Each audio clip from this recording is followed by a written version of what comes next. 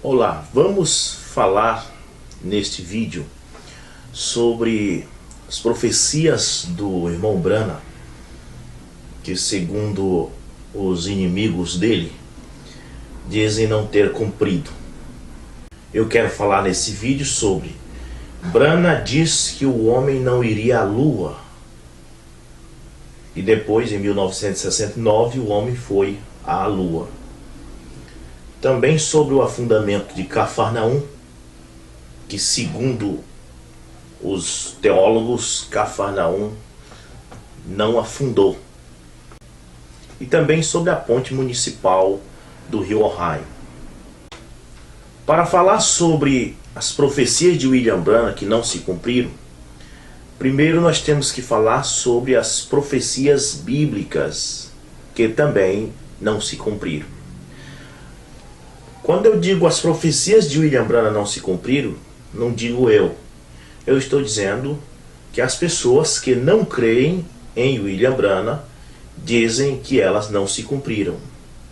Quando eu falo de profecias da Bíblia que não se cumpriram, eu não digo eu e você que crê na Bíblia. Eu digo pessoas que não crêem na Bíblia não acham que as profecias da Bíblia se cumpriram. Verificando então na internet, descobri o site de um cidadão que não crê na Bíblia. E ele cita algumas escrituras que não se cumpriram de acordo com a incredulidade dele. Vamos ver quais são essas escrituras.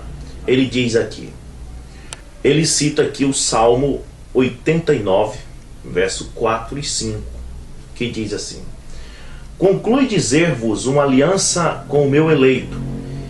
Liguei-me por juramento a Davi, meu servo. Conservarei sua linhagem para sempre. Manterei teu trono em todas as gerações. Salmo 89, verso 4 e 5. Jurei uma vez por toda pela minha santidade. A Davi não faltarei jamais. Sua posteridade permanecerá eternamente, e seu trono como o sol subsistirá diante de mim. Salmo 89, 36 e 37. Observem nos trechos, diz ele, acima, que Deus promete que a descendência de Davi será perpétua. É lógico que você e eu, que cremos na Bíblia, já sabemos que quando Deus prometeu que o trono de Davi seria perpétuo, seria porque Jesus viria como filho de Davi e reinaria eternamente. Mas vai explicar isso aqui para ele. Isso é para nós que crê na Bíblia. Para ele, ele não vai acreditar nisso não. Mas, mesmo assim, ele ainda tira essa possibilidade. Veja. Observe nos trechos acima que Deus promete que a descendência de Davi será perpétua. Seu trono durará para sempre como o sol. Entretanto, depois de Zedequias, não houve rei daviano por 450 anos. A linhagem real foi finalmente restaurada com Aristóbulo, da dinastia Hasmonena. Mas ela também acabou. De acordo com uma profecia do Novo Testamento, Jesus receberia o trono de Davi e reinaria para sempre. Lucas 1, 32, 33. Observe que o incrédulo também cita a Bíblia. Mas ele lê a Bíblia para tentar tirar dela o efeito que ela tem. Porque esse é o trabalho de Satanás. Ele não crer, mas ele também estuda a Bíblia para tirar o efeito da Bíblia, porque a Bíblia tem um efeito, a palavra tem um efeito. Se você crê naquilo, você vai ter vida eterna. Se você não crê, você não vai ter. Satanás sabe que não adianta dizer a você para não ler a Bíblia que você vai ler. Mas o que ele faz? Ele tenta tirar o efeito que ela causa na sua alma. Mesmo assim, diz ele, analisando esta profecia pelo lado místico e esotérico, Muitos religiosos afirmam que Jesus sempre reinou sobre seus discípulos, ou que Jesus já começou ou ainda vai reinar a terra dos céus, ou que este reino é celestial. Seja lá qual for a maneira como o cidadão entende esta profecia, o fato é que a linhagem real foi interrompida por 450 anos e a profecia fracassou, diz aqui o incrédulo. Deus havia prometido a Davi, no salmo acima, que sua linhagem real e seu trono seria mantido em todas as gerações. E aí, você vai ficar com a Bíblia ou vai ficar com esse incrédulo aqui? Deus não tem promessas nenhuma para o incrédulo. Deus fez um acordo, um pacto com os que creem, com a linhagem de Abraão. Deus fez um pacto exatamente em cima do impossível. Deus não faz pacto no que é possível, mas no que é impossível. Como Abraão, que não podia ter filhos, sua esposa era estéril. Deus prometeu a ele que teria, mas ele não teve esse filho na hora que Deus disse que a esposa dele ia ter. Vá dar uma olhada na Bíblia e veja quantos anos ele passou sofrendo crítica, talvez, dos seus vizinhos, que diziam: onde está a promessa que o teu filho ia nascer? O incrédulo aqui também cita Isaías 17:1, que diz: oráculo contra Damasco. Damasco vai ser suprimida do número das cidades e será reduzida à ruína, abandonada para sempre. Suas cidades serão abandonadas aos rebanhos que virão repousar sem que ninguém os enxote. Isaías 17:1. Ele diz aqui: esta passagem nos oferece mais uma oportunidade excepcional de avaliarmos a validade das declarações bíblicas. Após a Bíblia impugnar esse destino terrível a Damasco, o que ocorreu? Segundo os textos sagrados, ela se tornaria um montão de ruína.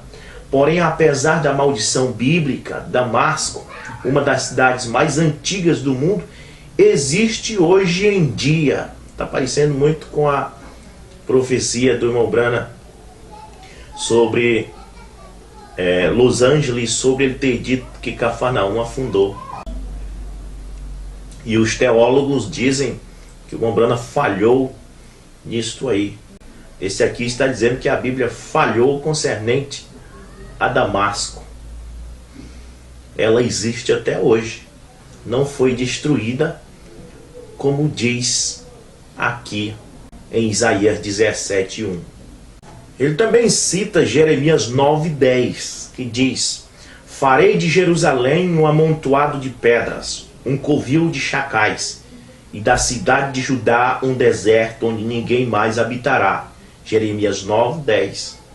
Ele diz: observamos aqui uma profecia bem explícita. Jerusalém e a cidade de Judá se tornariam um montão de pedras, uma morada de chacais, desoladas, onde ninguém mais habitaria. Será que Jerusalém e a cidade de Judá ficaram para sempre sem habitantes? Apesar de Jerusalém ter sido destruída por 2 vezes por Babilônia em 587, observe que o cara estuda.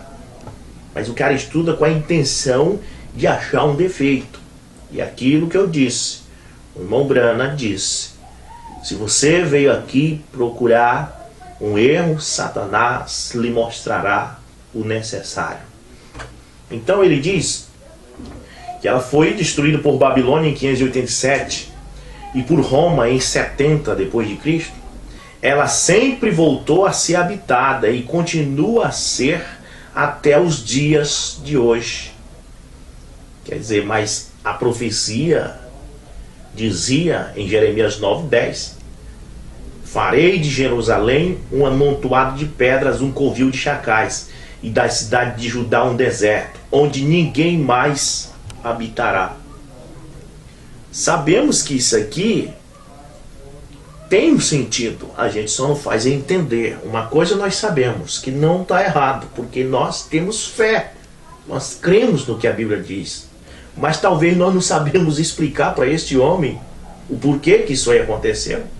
Talvez essa escritura já tenha se cumprido de uma outra forma. Mas vai explicar isso para ele. Ele não quer saber disso, porque ele está na carne.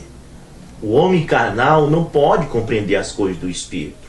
Só você pode ler uma escritura como esta, observá-la. Se você acha que não foi cumprida, você crê que ainda será cumprida. Não importe os milênios que se passem, os séculos que se passem, o crente como Abraão sempre esperará. Mas não o incrédulo não vai crer. Agora nós temos o próprio Jesus, Mateus capítulo 11, versículo 23, que diz: E tu, Cafarnaum, que te ergues até os céus, será abatida até os infernos. Porque se em Sodoma tivessem sido feitos os prodígios que em ti se operaram, teria ele permanecido até hoje? Quando os críticos do irmão Branham criticam o irmão Branham porque ele disse que ele tinha visto num livro de história que Cafarnaum estava no fundo do Mar Morto. E eles zombam do irmão Branham porque eles dizem que Cafarnaum continua até hoje. Quando eles dizem isso, eles não estão só chamando o irmão Branham de falso, mas também Jesus, porque Jesus profetizou que ela seria abatida até o inferno. E o irmão Branham disse que foi um livro de história que ele leu, que dizia que Cafarnaum repousava no fundo do Mar Morto. Mas, no entanto, hoje em dia você pode visitar Cafarnaum, que ela permanece até hoje. Mas tudo isso nós vamos ver no decorrer deste vídeo, que alguma coisa tem que estar errado, menos a palavra de Deus. Se a palavra de Deus disse, é aquilo. Também em Marcos capítulo 9, no versículo 1, Jesus diz assim: Dizia-lhes também, em verdade vos digo que dos que aqui estão, alguns há que não provarão a morte sem que vejam chegar o reino de Deus com poder. O incrédulo vai estar sempre lhe perguntando, até agora não chegou. Mas eu e você que cremos, sabemos que 6 dias depois que Jesus falou isso aqui, no verso 2 de Marcos 9, ele tomou Pedro, Tiago e João, subiram no Monte da Transfiguração e se transfigurou diante deles, e eles viram o reino de Deus em seu poder. Para nós, aquilo é o cumprimento da Escritura, que tinha sido pronunciado 6 dias antes. Mas para o incrédulo, ele não quer saber disso. Ele quer saber de destruir o efeito que a palavra de Deus traz. Em São João, capítulo 21, versículo 21, a Bíblia diz: Vendo Pedro a este, disse a Jesus: Senhor, e deste, que será? Falando de João. Disse-lhe Jesus: Se eu quero que ele fique até que eu venha, que te importa a ti? Segue-me tu.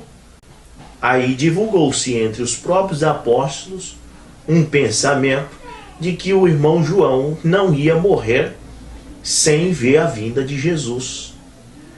E você sabe que João não escreveu o livro de São João no mesmo dia em que Jesus falou isso. Qualquer pessoa que estudar sobre a origem dos evangelhos vai ver que os evangelhos foram escritos pelos menos 40 ou 50 anos depois deles terem visto Jesus ocularmente. Então o próprio João diz no verso 23: Divulgou-se, pois, entre os irmãos este dito, que aquele discípulo, que era ele, João, não haveria de morrer. Jesus, porém, não lhe disse que não morreria, mas se eu quero que ele fique até que eu venha, que te importa a ti? Então essa resposta que João dá aqui, que explica essa questão, ou seja, não é que eu ia ver Jesus voltar, mas ele quis apenas dizer que te importa que ele fique até que eu venha. Só que quando João disse isso aqui, foi cerca de 40 anos depois que Jesus havia dito isto. Durante um espaço de mais ou menos 40 anos, os cristãos acreditaram nisso. E depois de 40 anos, João explica que não é assim. Mas se acha que o incrédulo daquela época não ia dizer assim: foi falado isso, os apóstolos dele sempre creram nisso, agora João viu que vai morrer, está ficando velho, porque sabemos que ele escreveu o livro de Apocalipse com quase 90 anos, está ficando velho, está vendo que vai morrer, agora inventou essa conversinha para poder adiar a profecia. O incrédulo sempre vai trabalhar desse jeito. Agora vai ficar entre você e Deus. Se você é um crente, você vai crer. Se você não é um crente, você vai duvidar. A verdade é que ao longo de todas as eras, Deus só tratou com o crente. Você toma Smith Wigglesworth. Todo mundo sabe que Deus usou aquele homem grandiosamente em seu ministério, mas é porque ele cria, ele era um crente. Você toma Martinho Lutero, você toma os homens, todos eles através das eras, William Branham também é um deles. Eles não se importavam com essas coisas. O que está acontecendo agora é o aumento da tecnologia, o acesso fácil a informações na internet. Está levando as pessoas a criar o pensamento que elas quiserem, divulgar o que elas quiserem. Mas o crente sempre vai crer no impossível. Porque é aí que está o segredo da coisa. Você não tem que crer que Deus é o Deus só do possível, mas que é o Deus do impossível. William Branham disse que ele não acreditava que o homem iria na lua. Eu li essa passagem. Ele nem diz que é uma profecia. Ele apenas diz que os americanos estavam querendo ir na lua. Isso antes de 1969. Dizem que eles foram em 69. E William Branham disse: eles estão querendo ir na lua aí, mas eu não creio que eles vão. Pronto. O incrédulo toma isso e quer que creiamos que o irmão Branham é falso, porque diz que o homem não iria na lua. E depois de alguns anos, em 1969, depois da morte de William Branham, o homem pisou na lua e tudo mais. Mas aqui para nós, você crê mesmo nessa história de que o homem foi na lua?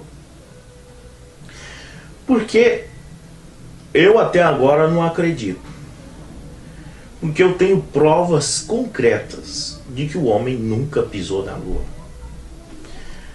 O homem pisou na lua em 1969 e as fotografias que tiraram na lua mostram astronautas expostos ao sol lunar. A sombra deles aparece no chão, mostrando que eles estavam recebendo a luz do sol.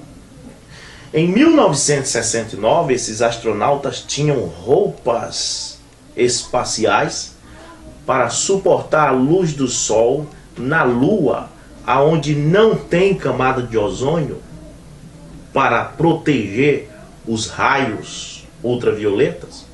Eles podiam ficar no sol em 1969, quando hoje, em 2016, eles ainda não têm esse tipo de roupa, que para eles consertar o satélite aqui na órbita da Terra, eles têm que esperar a Terra entrar na frente do Sol para eles ficar na sombra da Terra para poder sair da nave para consertar, porque não tem roupa hoje que possa receber a luz do Sol. O homem tinha tecnologia para falar ao vivo da Lua com a Terra, como os astronautas falaram, quando desceram da nave, colocaram o pé no chão e disse para que todos os rádios e televisões de 1969, inclusive meu pai assistiu isso pela TV, onde o astronauta falava ao vivo da Lua, dizendo um passo para um homem e um grande passo para a humanidade. Quando hoje o jornalista fala dos estudos da Rede Globo com um repórter que está no Japão e a sua voz vai para um satélite que está aqui em cima, esse satélite joga para uma torre que está na França, essa torre que está na França joga para outro satélite que está em cima, e esse satélite joga para as torres do Japão, e que o jornalista que está aqui no Brasil tem que esperar um espaço de tempo depois que fala para que o repórter lá escute o que ele diz. O avião saiu de Congonhas, São Paulo, e durante 2.000 quilômetros viajou por cima do oceano, tendo contato só com o Brasil. Depois viajou 2.000 quilômetros por cima do oceano, não tendo contato nem com São Paulo e nem com a França, porque perdia o contato. E depois, faltando 2.000 quilômetros para chegar na França, ele passou a ter contato só com a França, que foi a queda do avião que saiu de Congonhas e que eles perderam o contato por causa disto. E o homem, em 1969, conseguia falar ao vivo daqui à Lua, ou da Lua aqui, quando a distância daqui na Lua, de acordo com o que eu vi em um livro de história, é 384.000 quilômetros. Eles teriam que espalhar satélite pelo menos de 2 em 2.000 quilômetros até a Lua, para que eles pudessem ter um contato que nem seria ao vivo. Seria um contato que fale e espere muitas horas para poder chegar.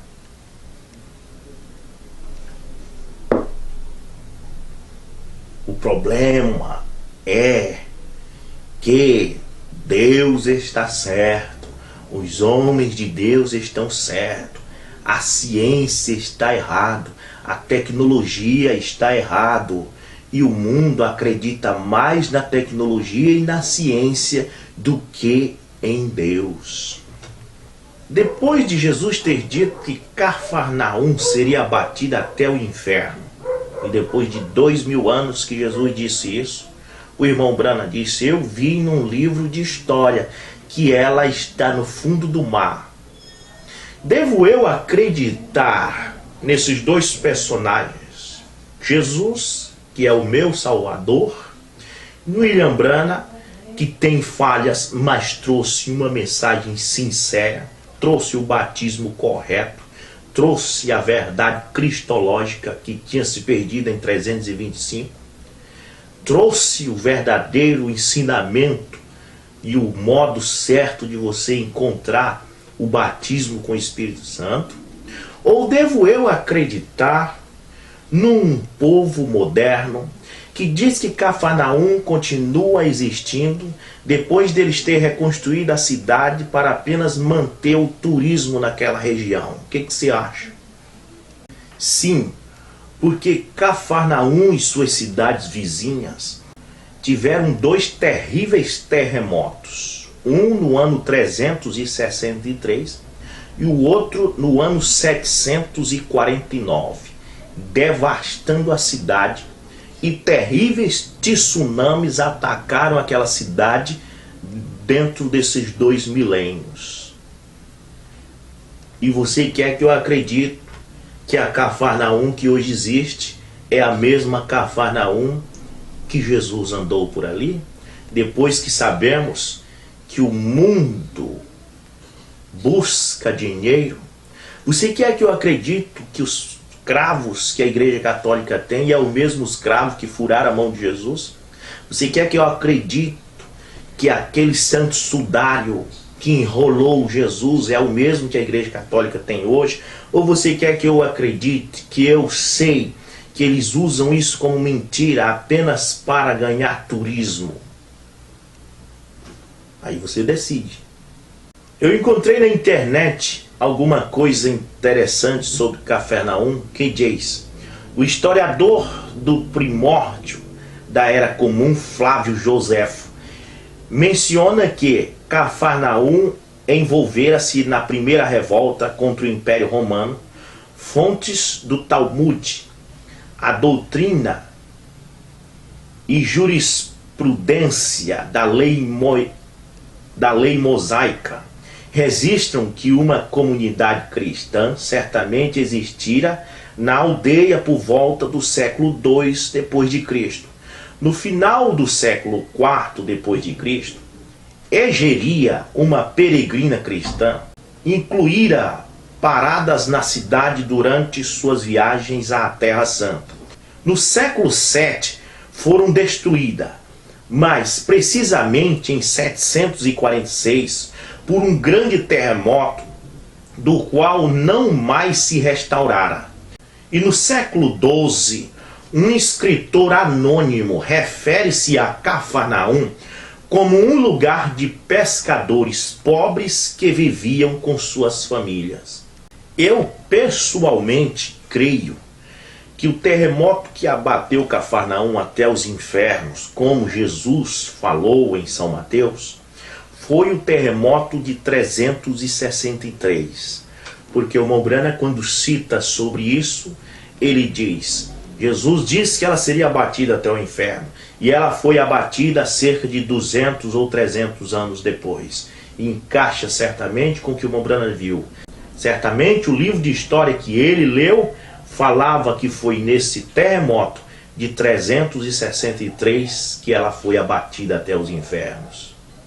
Estude mais no Google, na internet, sobre o terremoto de 363 que destruiu Cafarnaum, e também sobre o terremoto do ano 749. Depois você faça sua pesquisa e verifique: será que a Cafarnaum que hoje existe como um ponto turismo, onde o mundo todo vai para lá, porque foi o local onde estava a casa de Jesus e que eles ganham dinheiro com esse turismo, será que é a Cafarnaum?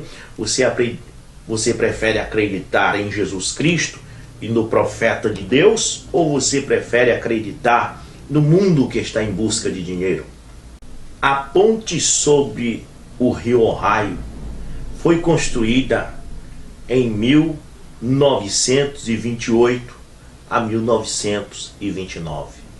Não é só uma ponte que cruza o rio Ohio naquela região. Eu verifiquei que há quase 6 pontes que cruzam o rio de um lado para o outro, próxima umas das outras. Mas o caso não está em saber qual das pontes foi. O caso está em saber se creio ou descreio. O irmão Brana viveu nessa cidade de Jeffersonville, que era uma cidade bem pequena, em vista das grandes cidades americanas, é bem pequena. Uma cidade onde todo mundo se conhecia na época. Eram tão conhecidos que o próprio prefeito conhecia o irmão Brana. O irmão Green foi visitar uma vez o irmão Brana, muito antes da morte do irmão Brana, e encontrou-se com o prefeito da cidade em cima desta ponte. E o prefeito saudou o irmão Green, e o irmão Green queria saber se o irmão Brana era conhecido na cidade. E perguntou a ele: você conhece o irmão William Marion Brana, que é o pastor da igreja logo aqui embaixo na rua? E o prefeito diz: ah, o Billy. Veja, o Billy é profeta. Ele falou que iam construir essa ponte aqui muito antes que ela fosse construída. O próprio prefeito da cidade sabia que tinha um homem na cidade que andava falando antes daquela ponte ser construída, antes do ano 1928. Havia um homem, um pastor na cidade, dizendo: olha, vão construir uma ponte nesse local. Quando a ponte foi construída, o prefeito disse: eu creio que esse homem é um profeta, porque ele disse que essa ponte ia existir muito antes de nós mesmo pensar que ela ia ser construída.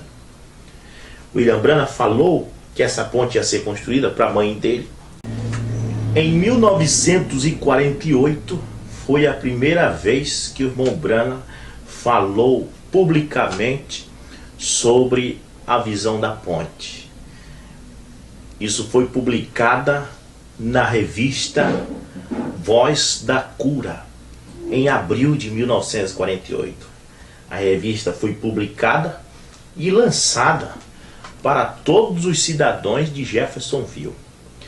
Se ele falou a primeira vez publicamente em 1948 para uma revista, já tinha dito para sua mãe desde criança. Estou falando publicamente para a revista. A revista circulou naquela pequena cidade. Se em 1928 foi quando foi dado o início da construção da ponte, homens e mulheres que tinham 40 ou 50 anos, eram moças e rapazes de 20, de 15 anos, quando a ponte foi construída. Por que essas pessoas que já tinham 20, 25, 15 anos, quando a ponte foi construída, porque nenhuma delas se levantou na época, em abril de 1948, quando a revista circulou, porque nenhuma delas se levantou para desmentir o William Branham, para dizer: é mentira, eu já tinha 20 anos, eu vi esta ponte ser construída, e nada de homem morreu aí quando ela foi construída. Sendo que o William Branham tinha rivais naquele tempo, como tem hoje. Você acha que os pastores das denominações daquela época, homens com 50, com 60 anos de idade, vocês acham que eles não eram homens já no tempo que a ponte foi construída em 1928? Por que esses homens que tinham raiva do irmão Branham porque batizava em nome de Jesus, combatia a Trindade, era rival deles? Por que esses homens não pegaram essa revista e disseram: olha, que eu vou desmascarar o William Branham, porque eu já era um homem de 25 ou de 30 anos em 1928, eu vi a construção da ponte, a cidade é pequena, qualquer um aqui sabe da construção da ponte. Porque ninguém acusou William Branham de mentira naquela época? Pense nessas coisas. Eu só sei dizer uma coisa: que para o incrédulo não tem jeito, não tem como convencê-lo. Não tem como nós convencer este incrédulo concernente às profecias bíblicas. Mas assim como você olha para uma situação dessa, por que você prefere crer na Bíblia, mesmo ela tendo falado que Jerusalém ia ser destruída e até hoje não foi? Porque você olha em redor e você não vê nada mais convincente do que a Bíblia para você crer. Você vai deixar a Bíblia e vai para onde? Qual outro livro na Terra que tem uma verdade melhor do que a Bíblia? Então você prefere ficar com a Bíblia mesmo você não entendendo essas profecias. A mesma coisa digo eu. Eu vou deixar o William Branham para quê? Qual é o outro lugar mais convincente? Qual é a denominação dessa terra que tem uma mensagem mais convincente do que o William Branham? Que sugestão você me dá? Deixo eu as mensagens do William Branham para me tornar um batista, frio e formal, batizado no nome das 3 pessoas distintas de Constantino? Um pentecostal velho de fogo pintado, frio e formal? Ou virar católico, venerar a imagem? O que você sugere que eu faça? Voltar a tomar ceia com suco de uva e pão de padaria? Me vestir como mundano e se vestir só na hora que for para a igreja? Pregar que Deus só quer o coração? Crer que o batismo com o Espírito Santo é o falar em línguas? O que você sugere?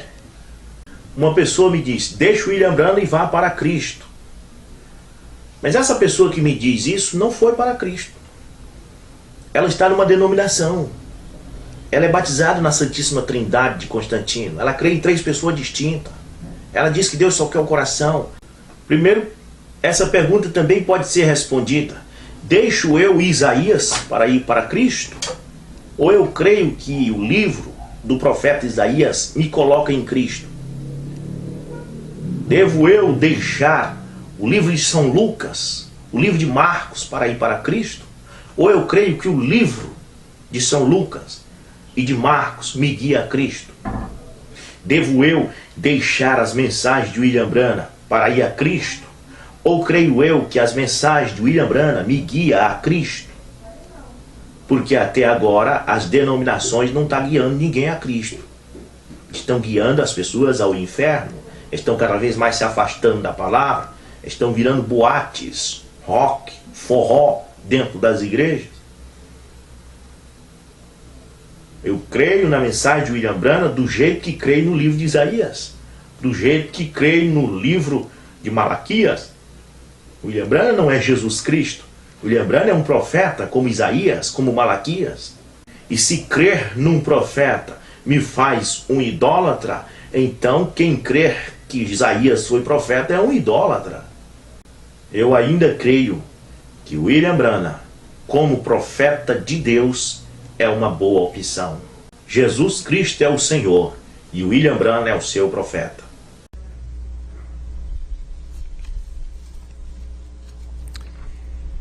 Let's go to the scriptures just a moment. Let's go to Isaiah chapter 40, verse 3.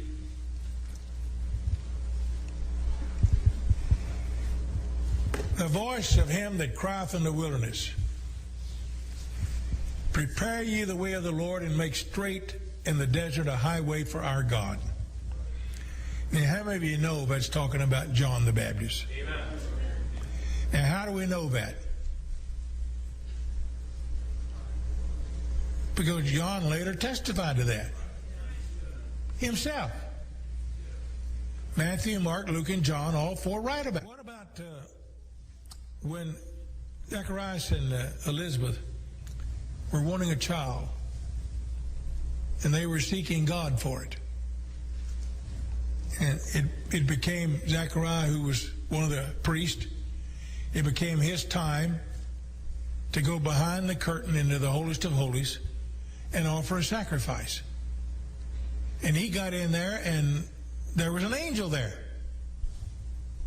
An angel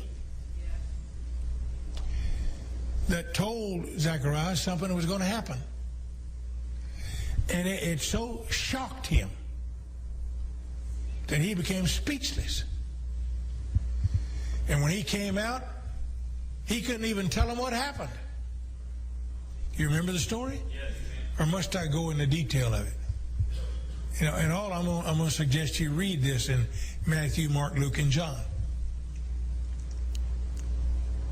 Because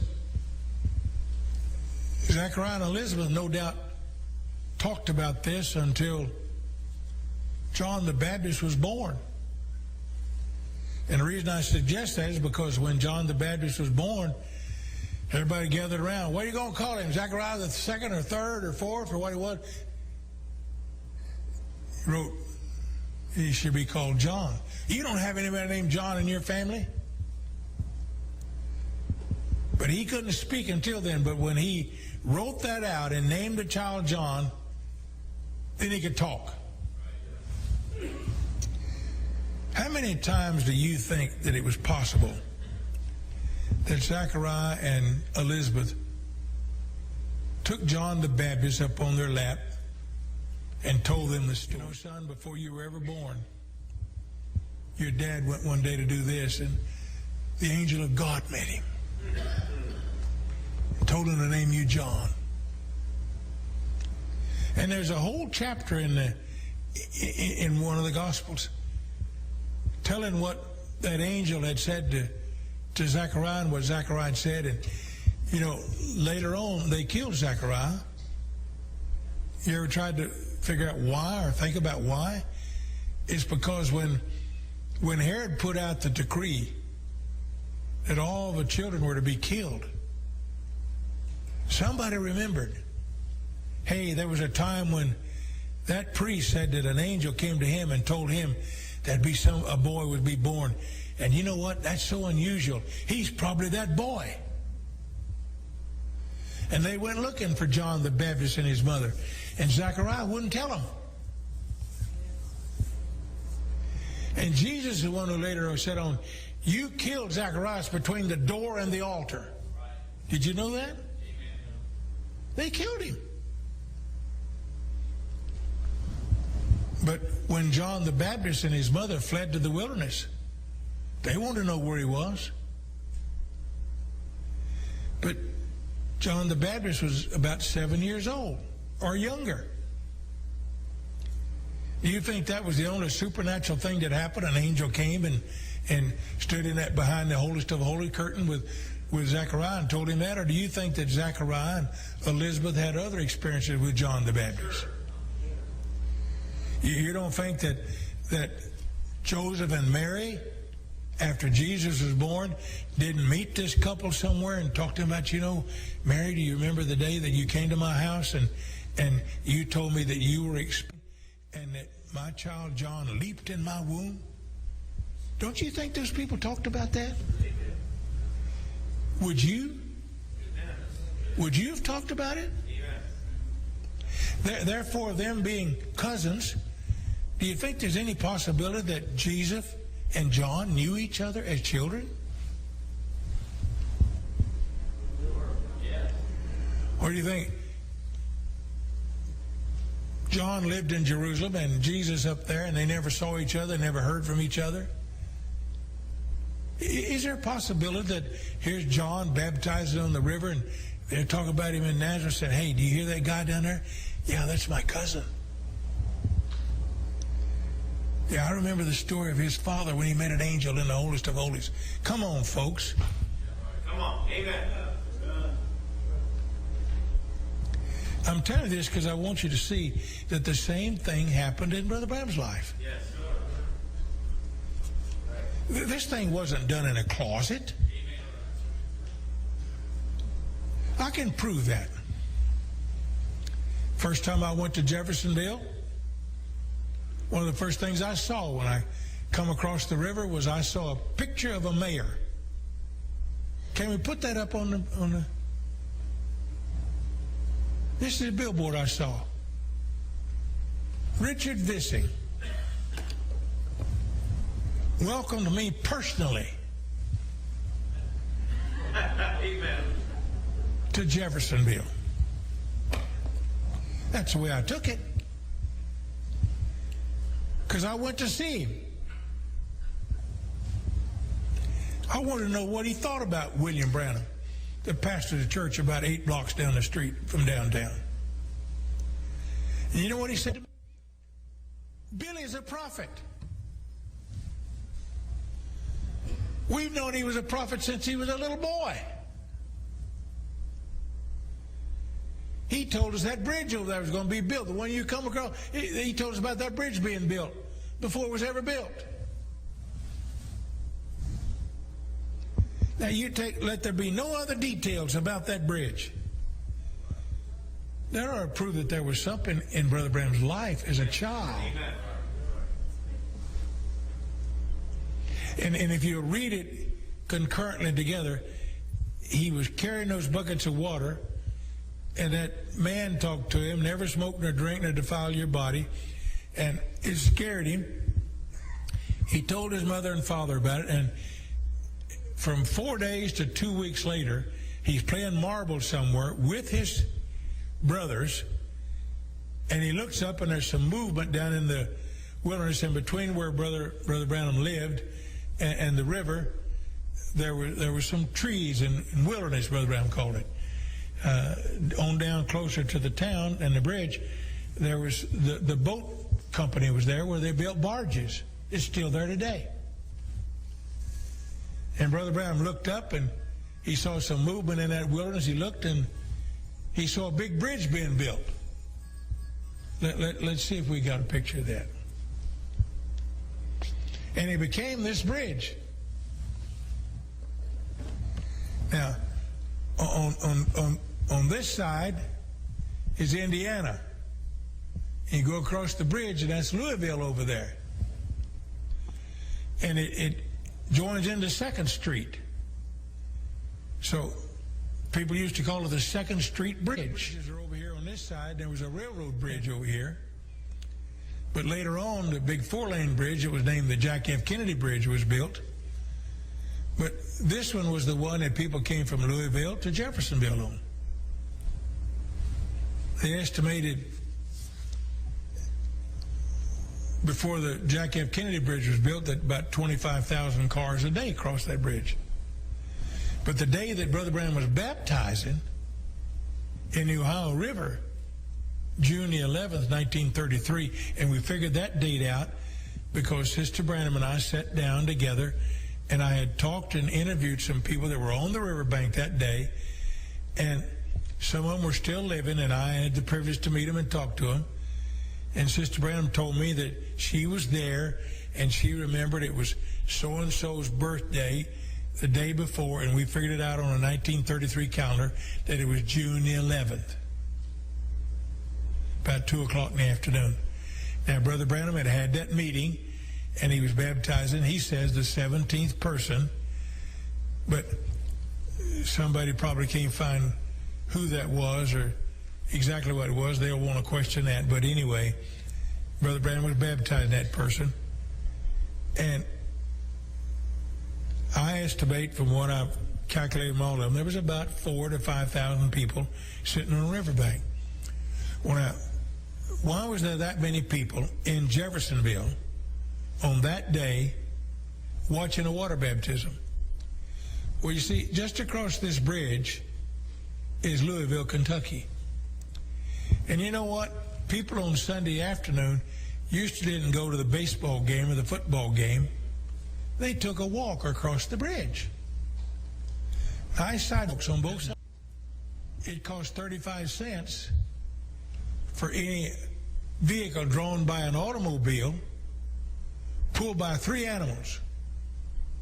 If it was 2 animals, it was 25 cents. If it was 3 animals, it was 35 cents. But it wasn't bad for people to walk from Louisville. I'm sorry, let me do the wrong one.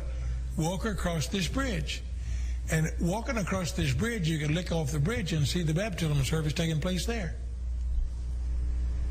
And there also, at that time, there was a meeting, and had been 500 people saved during that meeting. And it was just a thing that people did on Sunday afternoon. And they showed up at this water baptismal service, comfortably seated along the bank. Ship's Candy Store was just down the street, and everybody bought a little bag of Red Hots or whatever candy it was, and that's one of the oldest privately owned businesses in America. Discovery Channel shows it every once in a while now on TV. And they still make candy the same way. And Brother Branham has made it very popular among the believers. Whenever they have any kind of a meeting in Jeffersonville, they make Red Hots by the tons. That's the truth. The man told me. He makes 2 or 3 tons of it because people are going to buy it and take it home. Yep. But it was a toll bridge until 1936. You had to pay a toll to get across it. It was built in 1928 and 1929. But Brother Branham, as a child, had looked up and saw this bridge extend across the river. Let's see what other pictures we got of it. Oh, go back to that previous one if you can. The bridge here, these posts, there's an eagle sitting right up there, and one on that side too. And I want you to know that this end of the bridge is Indiana. That's what that sign up there says. The other end of the bridge is in Kentucky. But there's something very strange about this bridge. All of this bridge belongs to Kentucky. In most places where a river or a body of water divides states, the state line is in the middle of the waterway. But not here. The entire river belongs to Kentucky. If you stand on the bank to fish, on this side you have to have an Indiana fishing license. But if you stand in a boat or you're standing in the water, you have to have a Kentucky fishing license. Because this entire bridge belongs to Kentucky. That's the reason that when you see, no, this right here, I'm going to show you this section here up close. You have to flick it to see it, son. This is the side I was showing you. And I don't know whether it's going to show up on there or not. Yeah, now you get up closer, and that's the state emblem for Kentucky. And it's sitting in Indiana. Have you ever read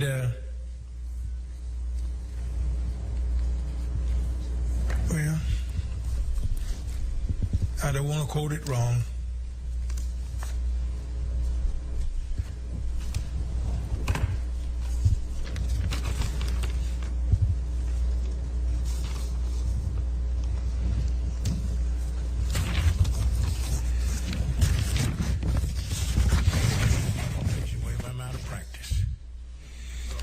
Matthew chapter 3, verse 10.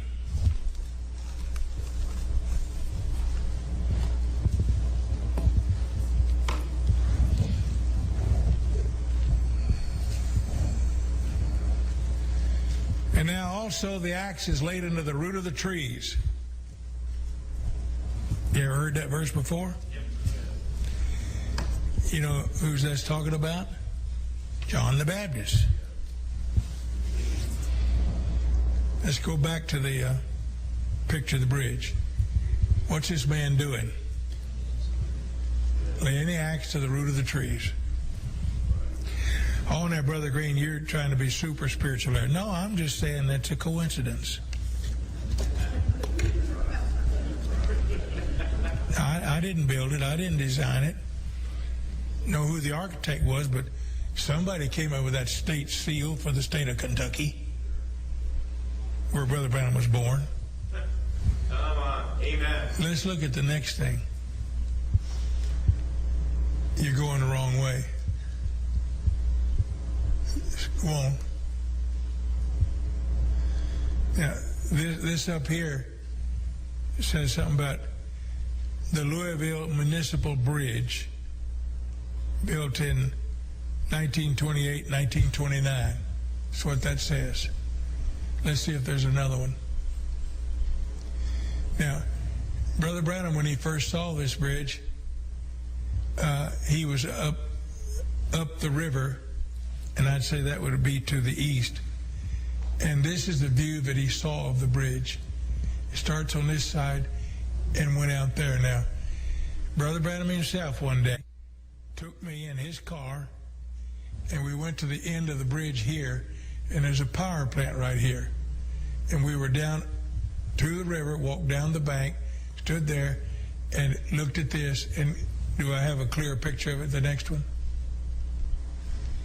And Brother Branham and I were over here, and we was looking this way. And if you count from that end, there's one section that goes from the land to the piling, one there. And this section is the section that he pointed out to me fell, that he saw fall into the river. I can see it very clear here. I don't know how clear you can see it up there.